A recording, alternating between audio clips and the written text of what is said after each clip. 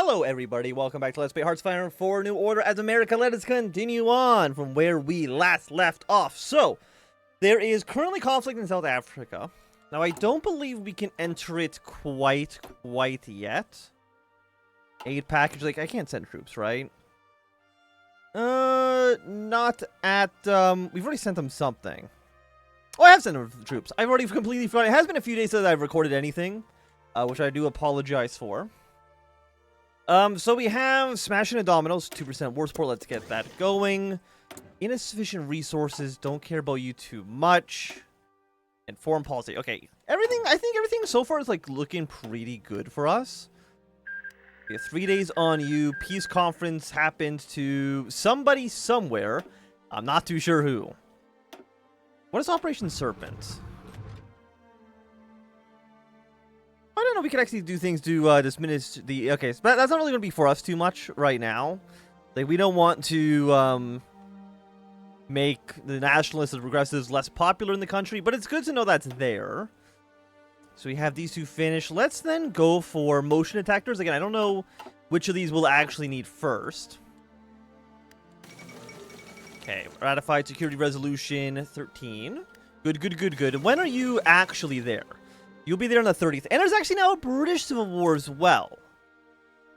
Okay, so we have Free Britain versus United Kingdom. Let me just turn off Fog of War real quick. I mean, Free Britain's looking pretty good. Again, we can't send any troops there directly. And we'll probably get a pop-up, I'd have to imagine, about it at some point. Moscow has been dissolved. ANC has declared war on the Germans as well. And also the Republic of South Africa. So maybe, like, not as great. And then you are currently in anarchy. I was going to say that's fine. That's not really fine. We have the ANC. Now, the ANC, I'm assuming, is not going to survive too long. For the obvious reason that they're kind of in two separate parts. Completely encircled by enemy forces. Like, it's just not going to be a good time for them. Transnistria War. And yeah, I want to get the MacArthur line for 50 million. For you... What can I do? We've already used this for a month. So you have 25 days on this. We actually need more political power. We're kind of, really far behind where I would want to be. Okay, so we've gotten our division here. Excellent. Did we send aircraft as well? Yes, okay. Yeah, we have our planes. Let's get them going here. And for our division, what do I actually want you to do? Because we have a mechanized division. I guess we probably want to maybe kill the Boers first. But I mean, you'd have to push pretty deep into this. We could try to target the ANC as well. Possibility. I think we'll station you like right here, I think, for the time being. So let's get our troops forward. There is a lot of extra South African troops over here as well. So hopefully we can get some good stuff going. Let's kickstart the media. I want everybody, anyone in America needs to love this war immediately. Ukraine's declared war on the Ukrainian state. So Ukraine is now in civil war as well. Like, do we care too much? I need to get this controller off my desk. It's driving me crazy. I don't know if we really care exactly who wins. I mean, obviously we want the Germans to lose. But I guess, you know, we want probably like the partisans to maybe win in Ostland. We probably would want the Republic of Ukraine to win in Ukraine. Those would be the best options for us. But I don't know if there's anything we can really do to influence that right now directly. Germany, pro-OFN members in Ireland. Let's get that going because I think that does seem beneficial to us. And there's nothing I can really do about Britain. I mean, they've kind of cleared Scotland, which is nice. This morning's issue of the San Francisco Chronicle features a fairly prominent political cartoon, printed far larger than most others are. Specifically, one of President Nixon on his hands and knees, blubbering as he kisses the boots of goblin-faced, buck-toothed Hirohito and dries them using a dirtied American flag. The caption below simply reads, "The tricky Dick Kowtow." Words of Nixon's under-the-table negotiation with the Japanese after the IJN Shinano bombing has reached the public, and the hawks in the media are having a field day with it. While the negotiations were indisputably legal, it nonetheless undermines Nixon's image as a devout patriot who fights the evils of fascism across both oceans. The NPP has already begun drafting advertisements mocking a deal in anticipation for the 1964 election. And already the hawkish public in California is eating them up. By California being his home state, Nixon's odd electoral victory in November looks more like an uphill battle than anticipated. I'm sure Nixon's got it going, right? He like, when would Nixon ever lose? I can't see a reality where that happens. You are one here at a time. Is there anything here we can do? I guess I'll go for the 1950s. AA. For our doctrine, let's get some better helicopters. And can I move you? You have no mission assigned. There you go. Do you have any closer airfields? I don't actually think you do. But we should have air superiority no matter what, so I'm happy with that at least.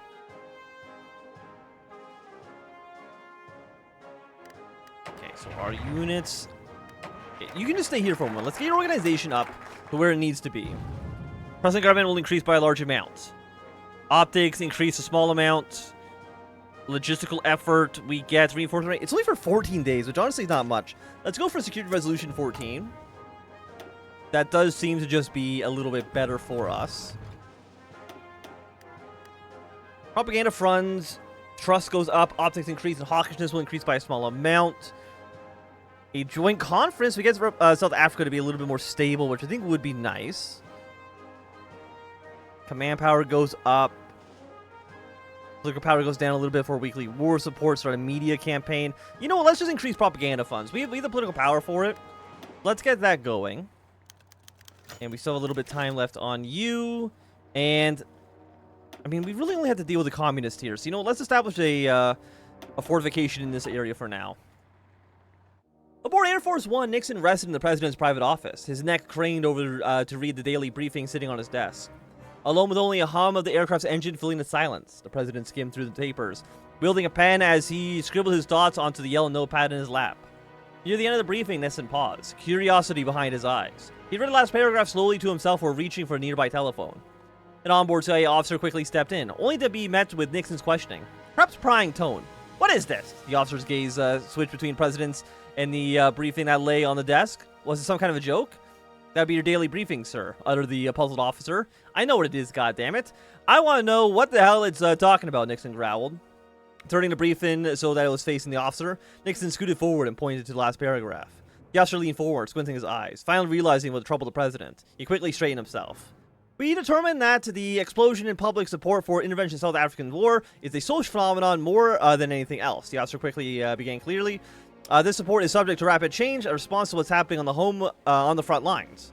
Furthermore, recent data suggests that our military personnel's performance relies on the public support for their duties. Nixon silently nodded along.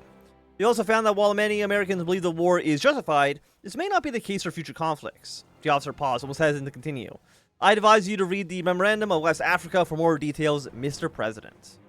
Okay, so we get 25 more political power. The home front mechanic will be unlocked. I'm going to assume that's going to be in here. Or is it in here? Hey, okay, we got the home front. We got the Pentagon. Divert attention to the military. Right now we have 75%, which is like not great. 25 command power. Honestly, I don't think we'll be doing too much. The olive branch, I mean, it's looking pretty good. Hawkins at 25. Optics at 60. Public's trust in the government is also at 60%. Troop morale is at 68, which is like not the best, but honestly, it's not horrible either. Don't care about lost production units. And I don't think there's anything else too crazy we can do here. We've lost a agent. Now, unfortunately, I don't believe there's anything we can do. Okay, another massive civil war has begun. I don't think there's anything we can do to save them. Do we even have more than one agent?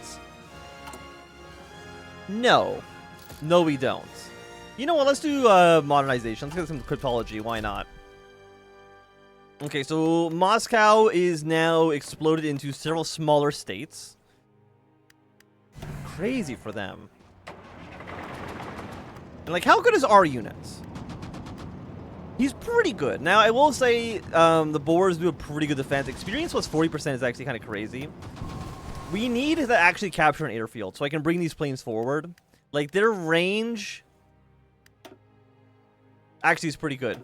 You know what? I'm so used to having like World War I or World War II era planes that I forgot that, you know what? Like jet fighters, they can actually go pretty far. I know it's crazy, but they actually can, they can really go the distance. Do you have any aircraft here? No. Do any of the German states or the boards have aircraft? Because if they don't, that is going to open our possibilities a pretty substantial amounts, right? Because we'll be looking really, really good if they can't shoot down our planes. Private Timothy Brooke counted 8 other men hiding with him in the ramshackle apartment. One lost both his eyes, 2 carried bleeding stumps on their limbs, and 4 sported bullet wounds staining their khakis, even with several layers of bandages plugging up the bloody leaks. Doc round the list, skirting from one corpse to another like a mother hen.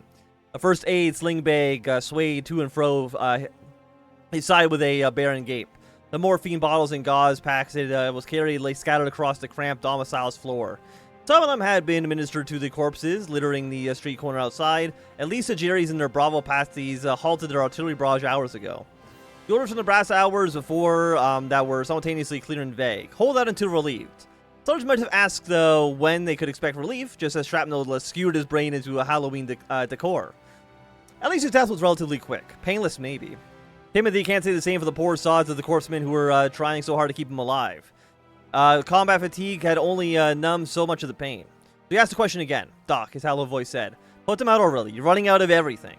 For the last time, Tim, the medic kissed. I can't just leave them out to die. There are already dead men sleeping. They just don't know it yet. No other wounded stir from their slumber. Stay for what's left for tomorrow. The night silence settled between him and the Doc, who had been slumped against a wall with both hands on his face. Stretched out for who knows how long until Doc puffed, bloodshot eyes locked with his. I'll let you know, he whimpered. When the moon hung overhead, 7 shots broke out in the city's ruined fragile peace. When sunrise brought with it the motorcade of friendlies and fresh supplies, the horseman picked up his empty Colt and thrust his pistol into his weeping owner's hands. All for nothing, Brooke. All for nothing. So we should be getting like a lot of South African events regarding this war.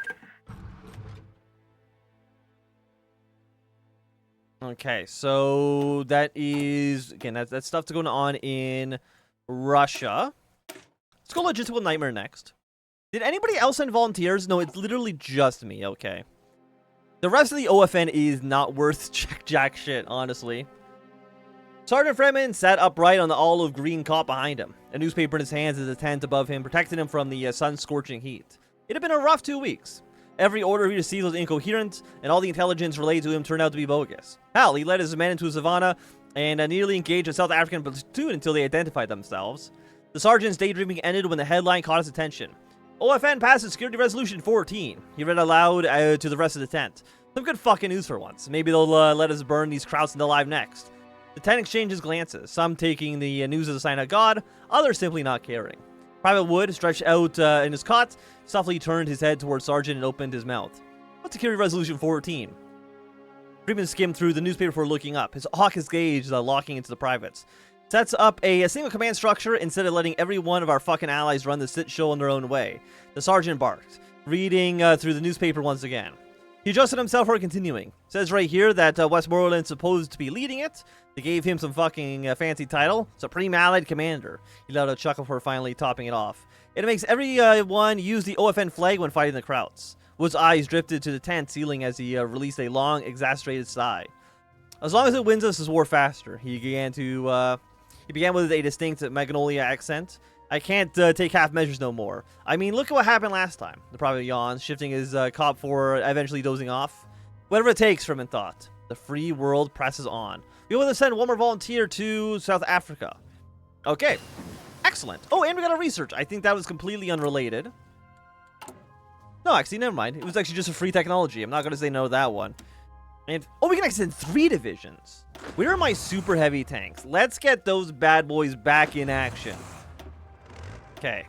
These 2 tanks, we're going to send them. We're going to merge them with the other army so they don't actually need our own unique commander. And they will be here on the 22nd of December. And, you know, nice thing is that we are in South Africa. So it is, you know, it's a nice temperature, even though it's I guess actually it's summer, right? Because it's in the southern hemisphere. 21 degrees. It's a lovely day. Hey, operational success. By the way, how is England doing? England, I would say, is looking pretty good. I don't know if there's anything else we can do for Free Britain right now. And I'll be honest, I'm kind of surprised we didn't even get any events regarding them. It seemed like it would be kind of like an obvious, like, hey, the British are fighting for their independence. You think this would be something worth noting on, but apparently not.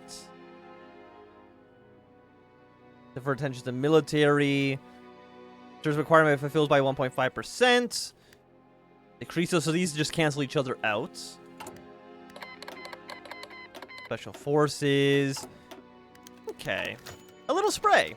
If the Marines had the SS or Boer Commandos, and the Air Force had the Luftwaffe, Wesley Evans thought, then logistics must too have an adversary.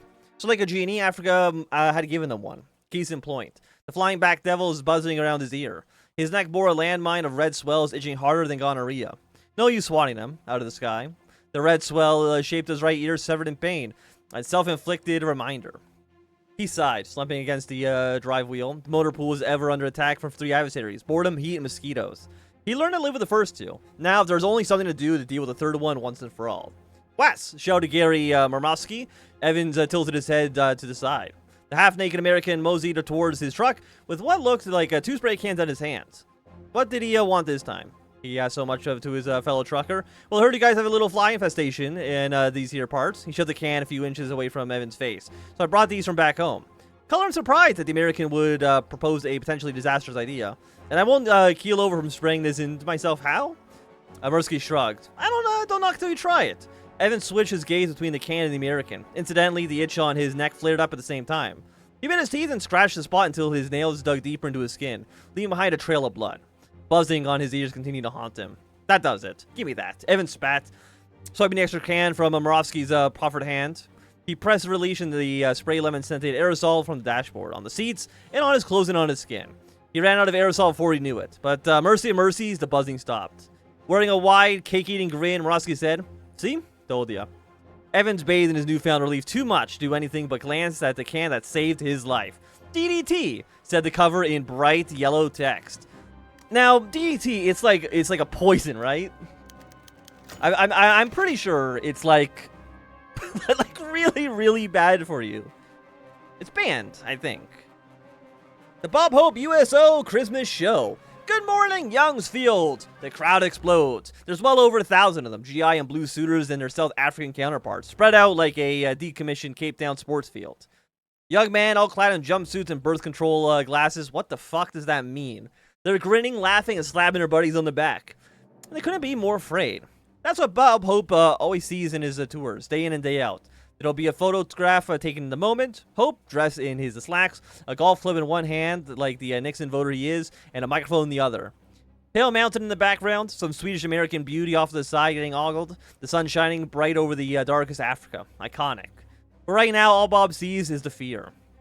He does what he does best. He cracks one-liners, he pokes fun at the mess hall food and the military lingo, and he makes the soldiers proud to be there. You know, he jokes, they call this place the world's biggest distributor of, Merce-Mitch parts. Cues the cheers of the Air Force boys. The Marine starts rowing when he translates Semper Fidelis as, "Don't worry, Doc, just nail it back on."